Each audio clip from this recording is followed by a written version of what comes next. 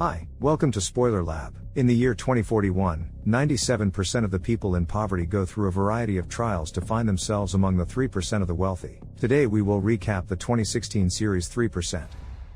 In the dystopian not too distant future, the world is divided into two separate regions. The first region is called offshore, where people live in luxury and affluence, enjoying delicious food, expensive things and beautiful apartments. The second region is the impoverished, who survive in the inner part of the mainland. They do not have access to healthcare, employment, education, or the right to a good life. At the age of 20, a person is given his only opportunity to change his life and get into the offshore. The classification into rich and poor is made through a selection process, of which the candidates are informed in advance. According to strict rules, the number of the chosen must never exceed 3% of the total number of willing applicants. Those who enter the perfect world are never allowed to return. Year 104 of the process, Subequatorial Amazonia. Chapter 1, The Cubes. Michelle reaches her 20th birthday and receives a message inviting her to participate in the process. She leaves home with other young people like her, including her best friend, Bruno. The mothers say goodbye to their children and give their final farewells. The town madwoman laughs at their dreams. Previously, she, too, had naively believed that she would pass the selection process. The young men climb up the long passageways that separate the poverty-stricken mainland from the modern high-rise building. Inside, the first thing they are given are new clean clothes. After that, project leader Ezekiel explains that only 3% of them will be able to go to the coast, where the founders created the perfect world. They all have the same chance of securing their place on the coast or the mainland. The process helps to identify the most deserving. Unfortunately, there are often dissatisfied participants, which results in rebellions. The man addresses everyone by name, which flatters the youth and gives hope for a favorable change of fortune. And then everyone gives thanks for the opportunity to have a better life. The first test is the interview. Fernando, who is in a wheelchair, refuses help. He wants everyone to see at once that he is self-sufficient. This year there is a new addition to the process. A representative of the offshore Aline will be watching everything, which Ezekiel does not particularly like. To his objection, Councilman Nair reminds him that a participant from the last process killed a man on the offshore for the first time in 100 years. After this unprecedented event, there are those who want to replace Ezekiel on the council. The interview begins. The questions are very different, sometimes of a personal nature. Some want to help the community, some want to be cured, and some just want to improve their lives. And there are those like Marco, whose relatives have always passed the process, so he feels confident. Some are dismissed immediately because their motivation for applying is simply too trivial for life in the coastal area. This causes some hysterics and objections. The interviewer tries to trick Michelle and asks her out on a date after the test. The girl doesn't respond, and that is when he notices a pendant around her neck. She tells him about her friend Luis, who didn't return home the year before. But the interviewer disappoints the young woman, because during the process an accident may occur. The process employee is not sure of Michelle's sincere intention to go to the offshore. She tears off Luis's pendant, and reveals that she doesn't actually want to go through the trials at all because of her friend. She makes it to the next stage, but in the end the interviewer sneeringly informs her that her friend Luis is long dead. The next interview is with Joanna, who is not much of a talker. The interviewer attempts to pressure her emotionally and tells her that the other contestants were begging him to let them through to the next stage. But the girl is smarter than those other people, and thanks to her cool composure, she passes through. Fernando talks about his father, who is a priest and is always supportive of him despite his disability. The interviewer decides that the boy only wishes to go to the perfect world because he has been indoctrinated with this desire since he was a child. Eventually he confesses that he doesn't want to live the same life as his father, and he is approved. Ezekiel receives a report that one of the members of the opposition organization AIM has been apprehended. It becomes clear that a spy has been planted in the process. They have to eliminate the mole as soon as possible, but first they have to identify him among the participants. In the meantime, members of the AIM organization gather in a secret hideout. They believe that everyone has the right to a good life, and that the process is a heartless propaganda machine that has no right to determine how people should live. The organization's leader is sure that the captured activist, George, will not surrender the name of the spy at the process. He is subjected to brutal torture, but the guy continues to maintain silence. One of the disqualified participants in the process throws himself off the balcony of the building right in front of a group of selected candidates. People are overwhelmed by what they see, but they must move on. Everyone in the modern world has a registration, a chip implanted in the back of their ear. Thanks to it, all data about an individual may be learned. All participants are required to undergo a process verification to authenticate their enrollment. Joanna notices that one of the other candidates, Raphael, has had his registration falsified. Regardless, the scanner allows the guy to go through. The second test is that everyone must assemble 9 cubes from sets of complicated blocks. Only 5 minutes are given for the challenge. Anyone who doesn't manage to do it in time is disqualified. When Fernando is unable to reach the cubes in the middle of the table, Michelle helps him in spite of the limited time. Raphael manages to cheat again and steals one die from another candidate. However, Ezekiel is amused with this and lets him move on. In the final seconds of the challenge, Michelle only has 8 cubes left. Fernando arranges her cubes into one big one, thus forming the 9th cube. His ingenuity helps the girl advance to the next stage. Joanna manages to make as many as 11 cubes, much to Ezekiel's approval. After the test, they all go to the dining hall where they eagerly feast on the delicacies that they have never tasted before. Raphael is looked at with disapproval and disgust behind his back, to which he accuses the others of being hypocrites. After all, not one of the participants stepped up for him. He did what every one of them would do in order to win.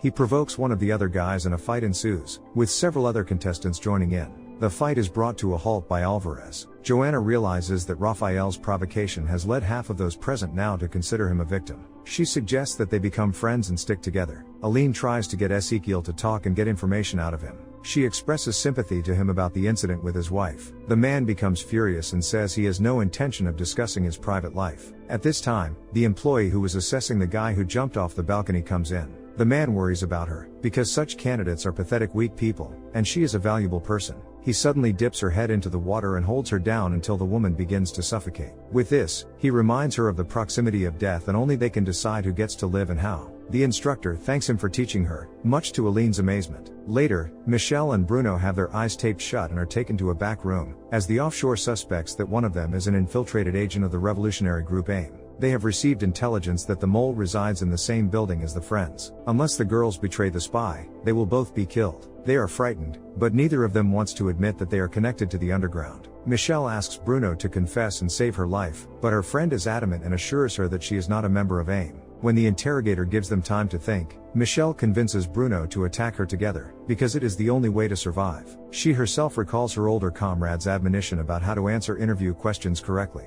It was he who taught her the tricks to fool the examiners and made up the story about Luis to hook the interviewer. It becomes clear that it was Ezekiel who had once killed Michelle's brother, who had replaced the girl's parents, and it was for the sake of revenge that she joined AIM and came to the process. Bruno attacks the interrogator and is killed, while Michelle is left standing still. Ezekiel bursts into the room and apologizes to the girl for witnessing the unpleasant incident. The process's security service is convinced that Bruno was the undercover agent, when in fact it was Michelle. They convince the girl not to tell anyone what happened. Leaving the secret room, she weeps over the fact that she caused her friend's death. Chapter 2, Tokens. Fernando recalls his childhood dreams of the coastline. From an early age he was preparing for interviews and coming up with answers to tricky questions. The boy understood that life in poverty is already a game of survival, and when you're in a wheelchair, every day could be your last. In the present, Fernando hears the announcement that candidates must be physically fit to continue in the process. Aline reports on the incriminating evidence she has collected on Ezekiel, but her superiors do not consider it important. The candidates discuss Bruno's disappearance. The young men are convinced that AIM is a gang of criminals in hindering their success. During a physical examination, the doctor gives Fernando an injection.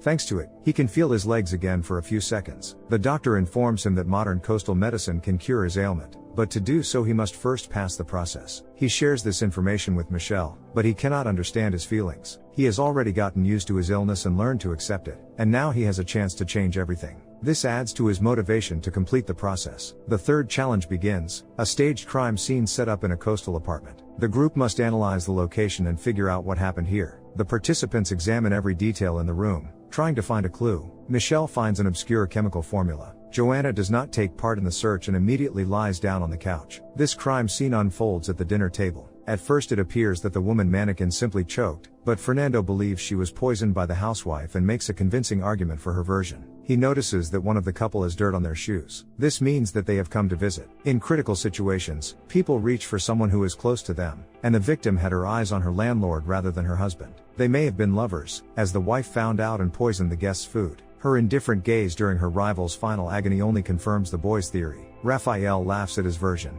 as the creators of the challenge would never show murder in the perfect coastal world. He points out that the evidence is deceptive and in fact the woman is allergic to silver. She is reaching for the lady's husband, since he is a doctor. This is confirmed by the formula found and the drawings of the human body composition. There is no silver jewelry on everyone present, but the guest did not pay attention to the silverware and received anaphylactic shock. A final mystery remains, why the housewife looks on with an impassive look at what is going on. The answer is given by Joanna, who guessed everything in the first minutes of the ordeal. The housewife is blind, as evidenced by a braille book found in her nightstand. The team approves of Raphael's version and he tells it to the reviewers. A staff member tries to trick the team and asks if anyone present has a different version. However, Fernando agrees with Raphael's version and the group passes the test. Aline, on camera, sees Ezekiel leave the building in rags and move through the slums in an unknown direction. The candidates proceed to the next test. There are 6 tokens in front of them and the group must decide who is redundant, otherwise everyone is eliminated. The remaining participants will have to complete the next challenge together. Raphael simply takes the token, but Marco takes it away by force and returns it to the bag with the rest of the coins. Michelle votes against Raphael, since the guy has cheated and double-crossed the other contestants before. The guy counters by saying that his cheating helped them pass the last test, while Fernando's version nearly sent them back into poverty. He votes against the boy in the wheelchair, as he will be a burden to everyone in the group challenge. Fernando votes against Joanna, who is indifferent to all the trials of the process and doesn't even try to prove herself. The boy again recalls his father's sermons about how coastal life is fair and just, but you have to believe in success. He tells the participants about the hope of walking again after visiting the doctor, eliciting their sympathy.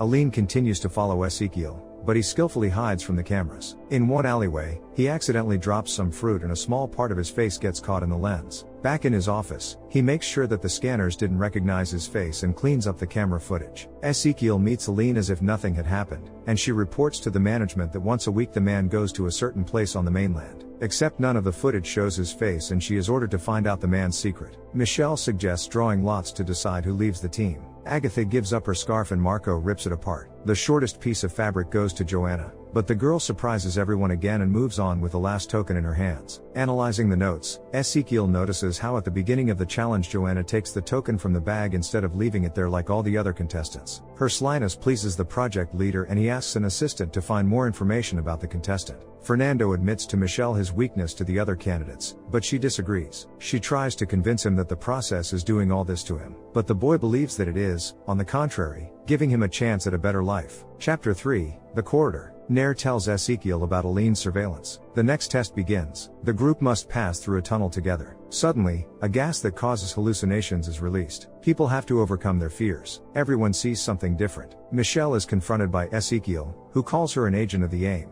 Marco wonders if he is worse than his successful family and if he will never make it to the coast. Fernando imagines that he is back on his feet. Raphael thinks his registration scam has been exposed and everyone calls him a fraud. Joanna hears accusations of murder, but manages to be the first to reach the tunnel exit. However, she is told that the only way out is for everyone to get out together. She is forced to return for the others, despite her increasing hallucinations. Through persuasion and commands, she manages to get everyone out. After returning to the hostel, Fernando thanks Joanna. Without her help, they would have been with the others. Even though the effects of the drug should have worn off, Agatha continues to hallucinate. Fernando asks Michelle about the brother she was talking about in her delirium in the tunnel. To distract the boy from his dangerous questioning, the girl kisses him. The others, meanwhile, discuss the coast and life there. No one knows exactly what it looks like or where it is, but they are sure that there is a paradise waiting for them there. They are also amazed that Joanna was not afraid of anything in the tunnel. The girl recalls sneaking into the dwelling of local bandit and stealing from them in order to get by somehow. Once, by mistake, she killed a child, the son of a local gangster. At this time, a distraught Agatha pounces on her and tries to strangle her. Raphael sees this and hesitates for a while whether to help her. She is the only one who knows about his registration and might betray him. But then, nevertheless, intervenes and saves her friend. Meanwhile, Ezekiel secretly meets a boy named Augusto, who comes from the inner world. He apologizes that he won't be able to see him as often as he used to. He feeds the boy and gives him glasses for his eyesight. Joanna returns to her memories. She visits a woman who makes fake registrations. After killing a gangster's son, she is forced to steal someone else's identity and go through the process thanks to her in order to escape retribution. She confesses to Raphael that she saw a child in the tunnel and then here in the hallway. The guy tries to reassure her. After all, she did save them. He suggests she become true partners. Raphael is confident that Joanna will not turn him in, as he can turn her in as well. Aline knocks on Ezekiel's room and he hides Augusto. The man says he knows who sent the girl and why. She warns Ezekiel that information about anyone can be found in the public system and he won't be able to hide his secret for long. Lastly, the young woman asks if it is permitted to leave the building during the process. When Aline leaves, Ezekiel takes Augusto out and forbids him to come here. Afterwards he dips his head in water to recover his senses. Before going to bed, Fernando tells Michelle that he now sees them in the coastline together. Waking up the next morning, Joanna realizes that the exits of the dormitory are blocked. They are now trapped. This is where chapter 3 ends. So, what did you think of this TV show? Leave it in the comments below, and if you liked the video please like and subscribe for more movie recaps. See you next time.